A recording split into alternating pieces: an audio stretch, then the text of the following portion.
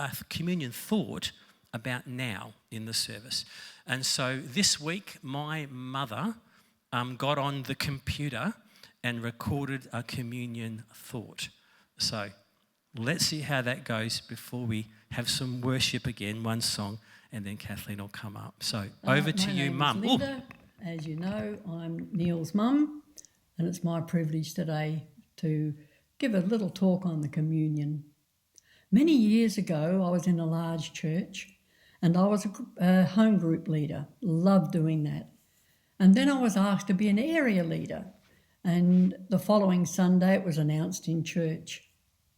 People come up to congratulate me, and this particular lady came up and said, "Oh, that's wonderful news, and now you have a position to hold, and you need to really dress so that you show the church off at its best."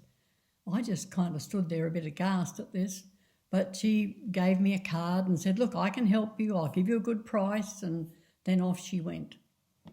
I was absolutely devastated. I felt so kind of ashamed of what I was wearing.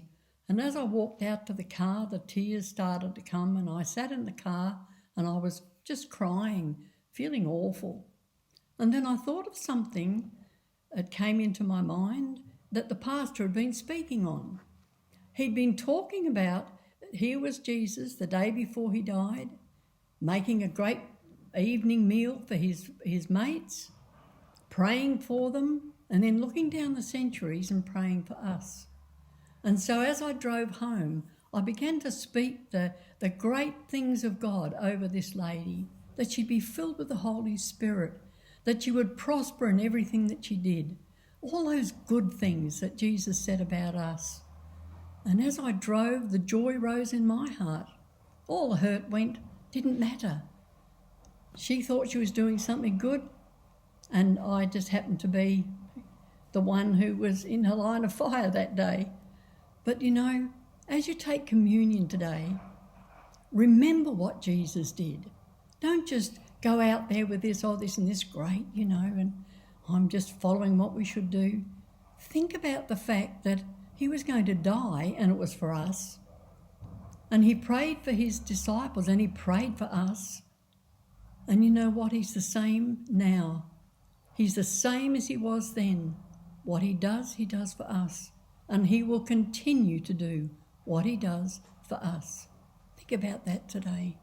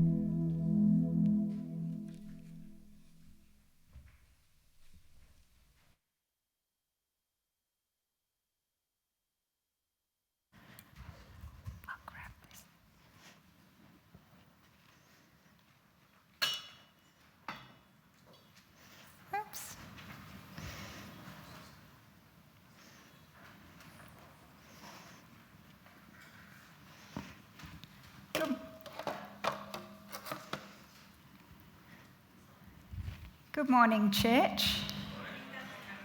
It's kind of weird being back. I haven't been in this room for about 4 or 5 months, so yeah, and it's different. It's different. There's less of us, and I'm different. I'm not the person I was at the beginning of this year, and I think you're all different. I don't know everyone here, so I hope that I get to know you one day, but I think church is going to be different for us as we come back and try and build a sense of community again after such a long time apart. So I was asked a few weeks ago by Chiz to share lessons from a pandemic. So all of July, we've got just ordinary people like me from our community just sharing what they've learnt. But the problem for me was I just couldn't think of anything that I'd learnt.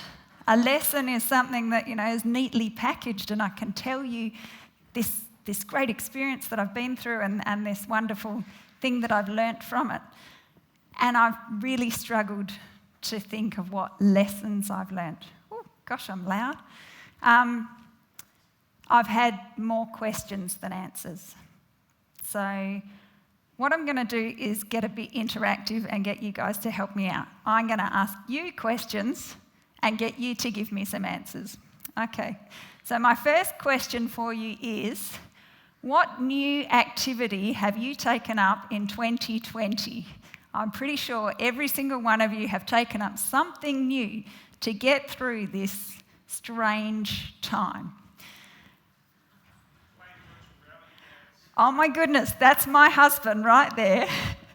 And our son has some really cool virtual reality headsets, and my husband has found that it's pretty fun to pretend he's running around somewhere in the future. So I can testify to that. Who else has taken up a new pastime? A movie club. That sounds awesome. Do you get together and watch the movie together, or do you all watch separately and then discuss it?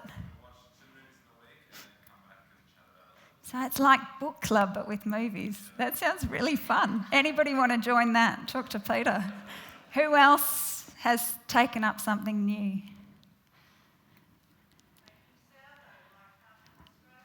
Yes.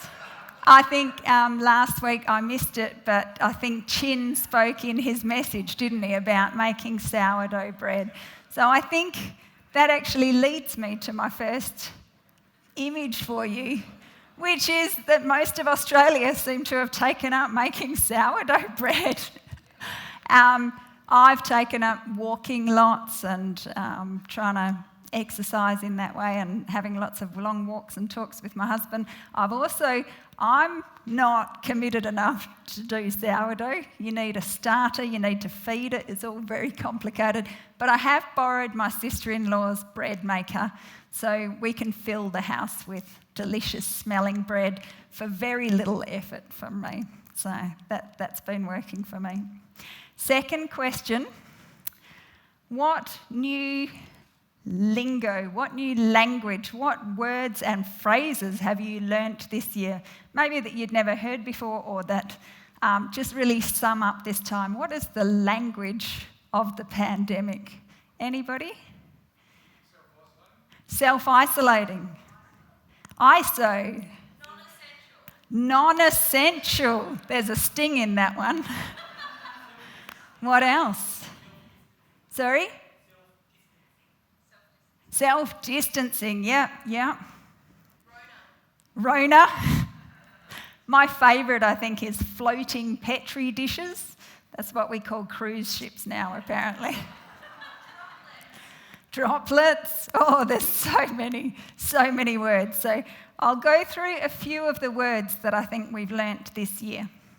So one of them is the new normal, and I've used that a lot. We're getting used to the new normal. But there's an irony in it because everything about this year is abnormal. And particularly the ways that we're interacting with each other are deeply abnormal. And I'm a speech pathologist. And so communication is my interest area, and non-verbal communication is really essential to human interaction. And so many of the things we're doing this year with our non-verbal communication are really, really abnormal. So it's abnormal to have to step away from each other in the grocery aisle as we come close. It's abnormal to speak to each other on Zoom, where your eyes are never really making contact. So you always got this frustrating feeling and you have to hold your body in a certain way, and it's totally abnormal. And so we're getting continuous abnormal non-verbal communication from each other, really saying, I don't like you, I don't want to be near you. And we're all kind of picking up some of that. So the new normal is something that really isn't normal for us at all. Here's a slogan you might have heard once or twice on an ad or from a politician. We're all in this together. I'll get you guys to say it with me. Come on. We're all in this together. And every politician has said this at some point. We're all in this together. And the irony again is we've never been more apart. We've had to go into our houses and isolate from each other. We've never been so socially distanced from each other. And so even though we are all experiencing something together, we've never felt quite so distant in that. Here's a couple of words that have suddenly become big. You may have discovered to your surprise that you are an essential worker or a non-essential worker. And there's a sting in both of those. If you're an essential worker, we're quite happy for you to lay down your life for us. If you're a checkout chick, we don't mind if you die. If you're an artist, and my sister is one of them, and the art community, you've been told that you are non-essential, that we don't need the products that you've got. And so there's not a very positive spin on either of those words, but those are part of our language now. I've used this one a few times. We're in strange times. People will greet me and kind of go, oh, these are strange times we're living in. Oh, strange times. And they are. They're really bizarre. We've got a global health crisis, an economic crisis, and civil unrest and social disorder that we've never seen in our lifetime. So these are strange times. But I do believe the word of 2020, the word I've heard more often than any other word, is the word unprecedented. Have you heard every time you're watching the news, every second sentence they say, it's an unprecedented whatever it is. So I think to me, that's the word of 2020. One more question. Through this time, who do you trust? What professions have started to really stand out to you as being really important? Scientists, yes, all of a sudden we're giving them their due. All of that research and development is suddenly super, super important to the survival of the human race. Yep. Who else? Truck drivers, yeah. Who knew? I mean, if we don't get our toilet paper, we're in big trouble. Anyone else? Nurses, oh my goodness, we love nurses now. We've suddenly realised the sacrifices they go to. Cleaners, yes. I've heard teachers have a lot more cleaning happening in their schools now. And in the public schools, the government's paying for it. So those teachers, I train teachers for a living, so they discuss the cleaners quite often and how grateful they are to them. But in the private schools, quite a lot of the teachers are being asked to just do extra cleaning on their own. I think nurses is a big one. I think this is a painting that Banksy has done this year, and little boy is ignoring his basket full of superheroes, and he's picked up a nurse, and that's the true superhero of 2020. I like this slide too. This is a tweet that came out a few weeks ago. So those of you who have children will know what we're talking about. I've been homeschooling a 6-year-old and an 8-year-old for 1 hour and 11 minutes. Teachers deserve to make $1 billion a year or a week. And for those of us who got our kids sent home, we're suddenly really appreciating our teachers more than ever. But you know that things are getting really weird when you hear Australians praising their politicians. So for the first time, suddenly we are appreciative of leadership. And put your hands up if you've been impressed with our politicians, particularly Mark McGowan. Stand up if you've been so impressed that you painted them with Vegemite. I just have to point out, Esther, I'm related to her. That's my sister. Local artist and legend, Esther Longhurst, painted Mark McGowan in Vegemite and created an internet sensation. She was even on Channel 7 News, I think. I mean, it was incredible. And Mark has commented how very talented he thinks Esther is, and he loves it. So there's been a lot going on. A lot has changed in our world, and Chiz rang me up and said, can you speak on lessons from a pandemic? And as I've gotten closer and closer to this day, I've actually wanted to ring him and go, no, can somebody else speak? Because I still have nothing. I still have nothing that makes sense. No lesson. All I've got is mess. I've got messy emotions. I've been messier this year than I'm used to feeling. And as I came closer, I thought the only thing I can give you guys is my mess. And I'm assuming that you're messy too. So I'm going to talk about my messy feelings. And I'm going to show you 2 pictures that have meant a lot to me during this time and kind of sum up the pandemic for me. So this one, both of these pictures I found on Facebook, and they just really struck me and went, this is what the pandemic feels like to me. So for those who are listening on the podcast and can't see my picture, I'm looking at a political cartoon, and I'm by somebody in Peru, I think. So it's not, this cartoon isn't about the pandemic, but on one side there is rolling green hills and big luxury mansions, each with their own swimming pool with loads of space between them. And on the other side is a shanty town as far as the eye can see, with people in poverty and families looking deeply sad. And the families are staring at a gigantic wall, a barrier where they can't get in, with barbed wire on the top. So it's a really strong image of poverty versus privilege. And for me, in this pandemic, I have lived on the green side of the wall. I have lived in huge privilege. In fact, I've got a guilty secret to tell you. I really enjoyed lockdown. I live in a big house. I have a family of 6 of us. My son came and worked from home. My daughter came back from uni and worked from uni. My kids came back. We were all in the house, but the house is big enough that we can all have space from each other, and we've got enough screens that we can all get away from each other. And it actually felt really peaceful, really downtime, really actually a time to connect. I really enjoyed having dinners together and going for long walks. And all my work got cancelled overnight, so I suddenly had no work to do, which stressed me at first, but then I got JobKeeper, and then I was allowed to stay at home and still not worry about finances. So it was actually really lovely. And I felt terrible, but I enjoyed it.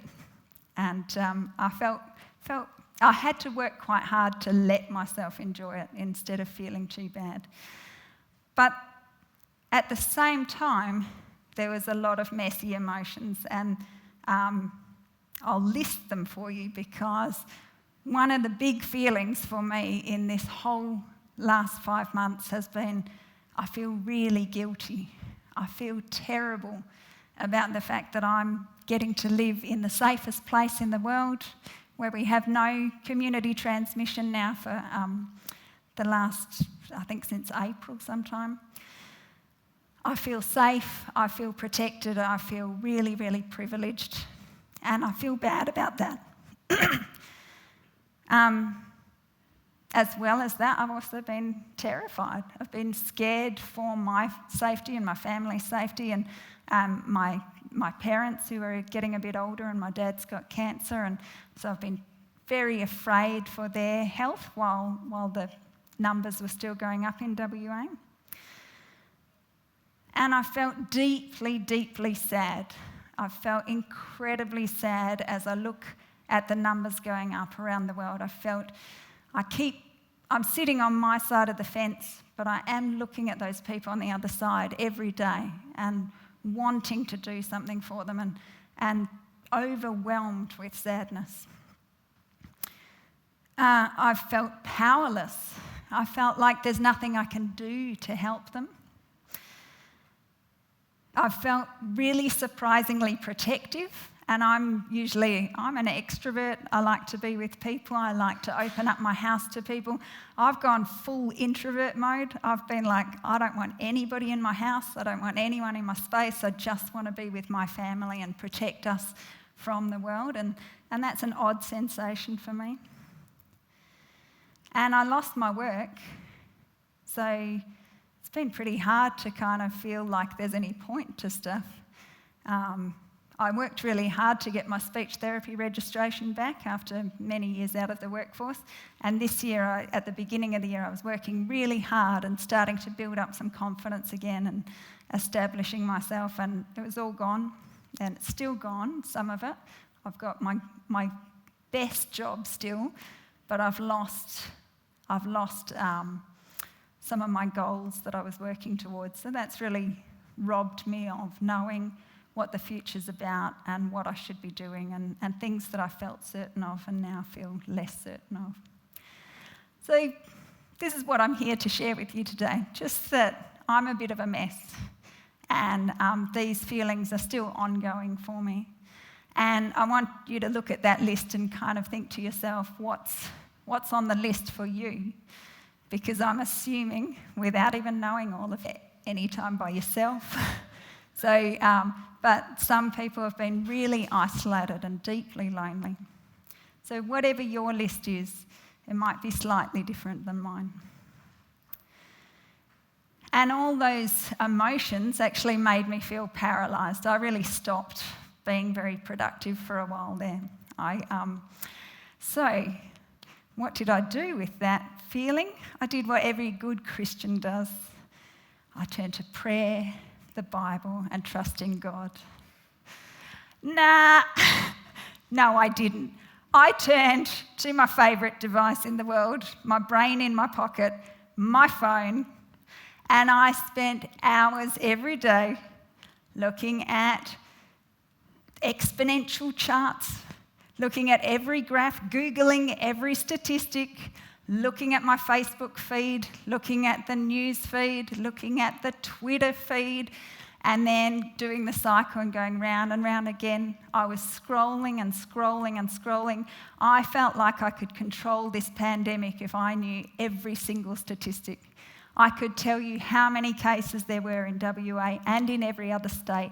I could tell you what the global numbers were and the death rate and the relative death rate in different countries. I could tell you everything, every new development that the scientists were coming up with, every bit of information about the disease.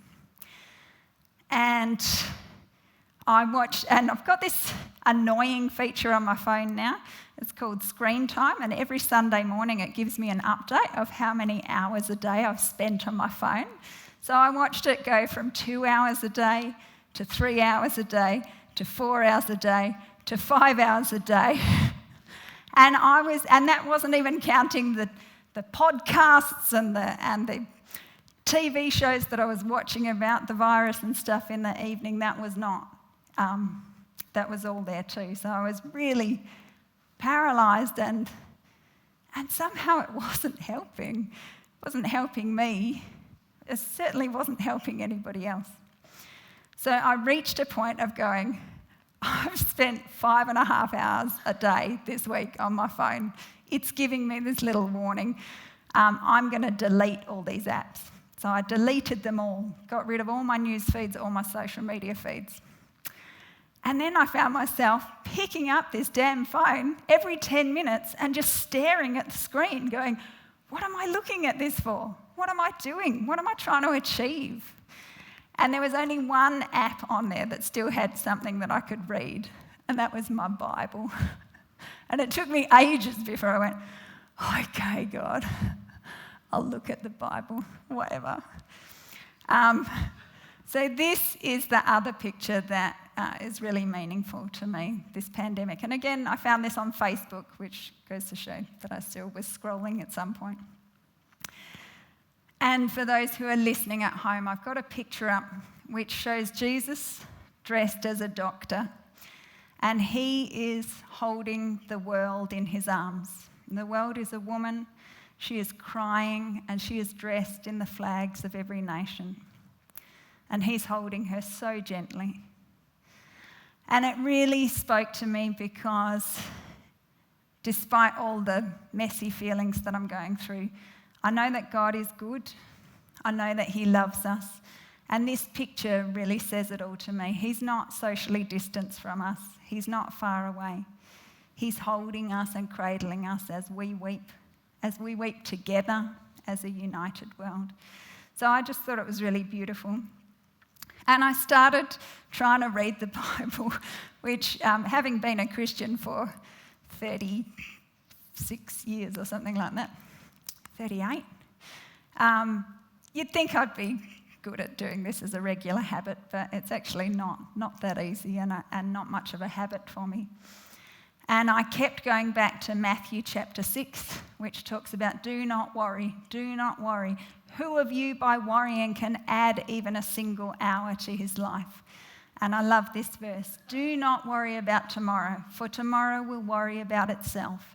Each day has enough trouble of its own. And another verse that kept coming up for me, this is my very favourite verse in the whole Bible. In this world you will have trouble, but take heart, I have overcome the world. John 16:33. And another one that jumped out at me is the peace I give is a gift the world cannot give. This was not giving me any peace. This phone, Google, was not giving me any peace. Facebook, social media.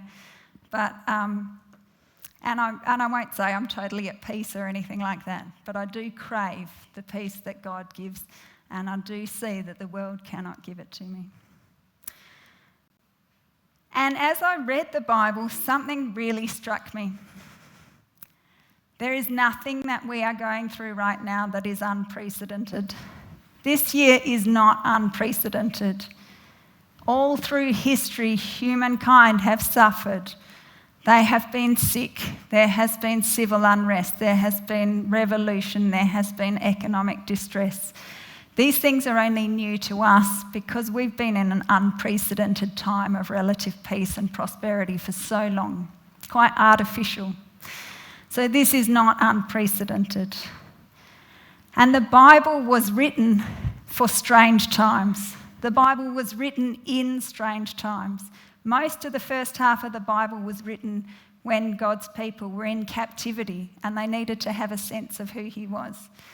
And then the New Testament, when Jesus came, was when God's people were under oppression from an oppressive power. So the whole thing is written in strange times, is written for people in strange times. So that really stood out to me. And it stood out to me that we need to hold on to what's essential and we need to get rid of what's non-essential. And that's in our own personal lives, each one of us, but also as a church. And it struck me that, yes, we are all in this together. We may be socially isolated and distancing from each other, but we are all in this together. And we're in the messiness together. And most of the people I know are messy at the moment.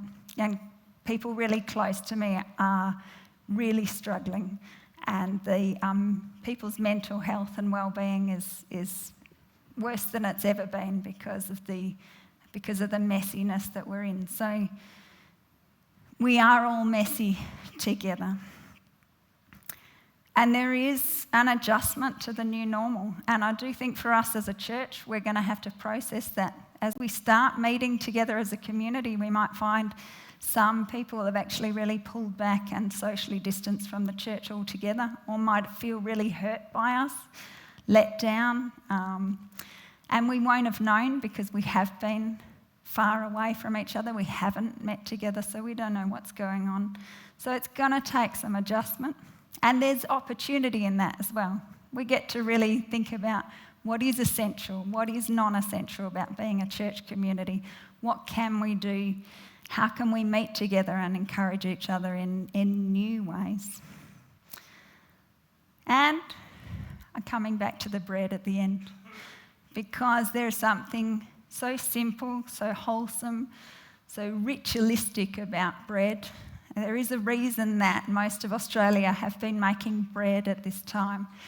And as we adjust to the new normal, we need to probably come back to those simple, wholesome, nourishing actions that make us a community. And bread and sharing of bread is an ancient practice of bringing people together.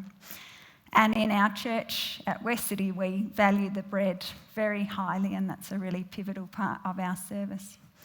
And that's where I'm going to end today. That's my lesson. My main lesson is just, I'm a mess, you're a mess. We're all messes together. And these rituals and these symbols maybe can help us get through that. Thank you.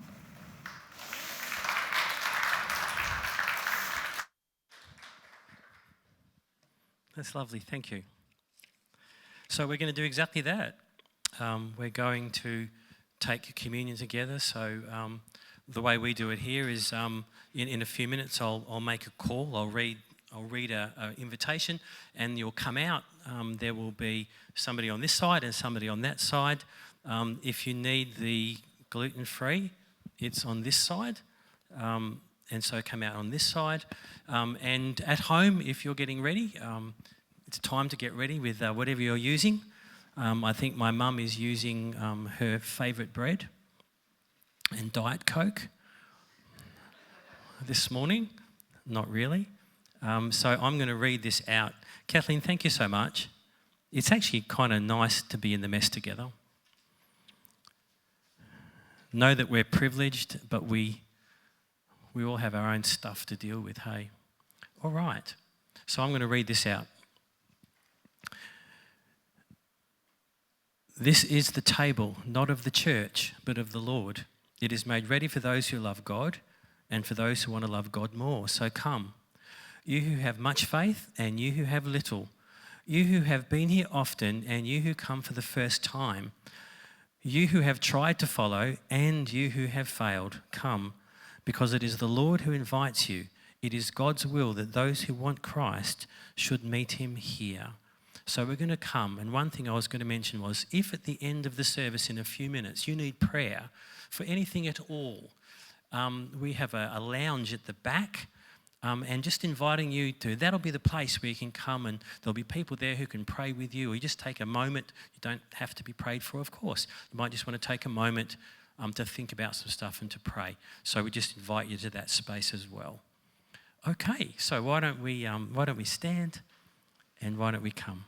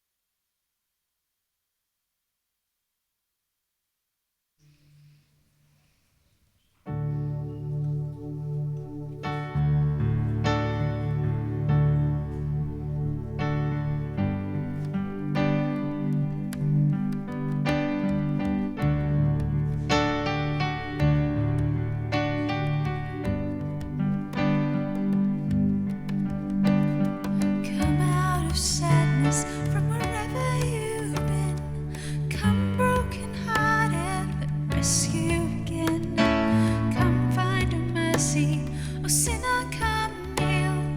Earth has no sorrow that heaven can't heal. Earth has no sorrow that heaven can't heal. So lay down your burdens, lay down your shame. All who are broken, lift up your face. O wanderer, come home, you're not too far. So lay down your hurt, lay down your heart, come as you are.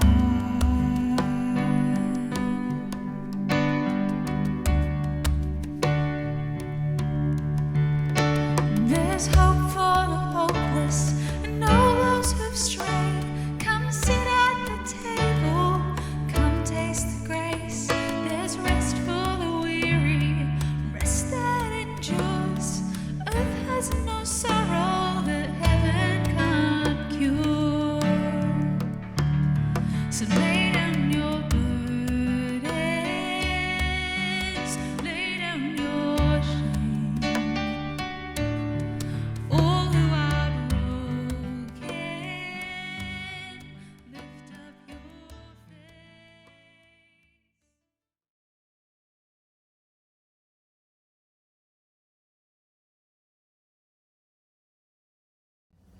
We have come together today as a church to be reminded of the go of Christ. So we'll go and feed the hungry, we'll go and clothe the naked, we will go and fight for justice, and we'll go and end oppression. We'll go and proclaim anew the old story. We'll go and reach those who are running from God and God's church. We'll go and associate with those who don't look like us, act like us, think like us, and those who don't even like us. And we do it all in the name of the one who sent us. His name is Jesus.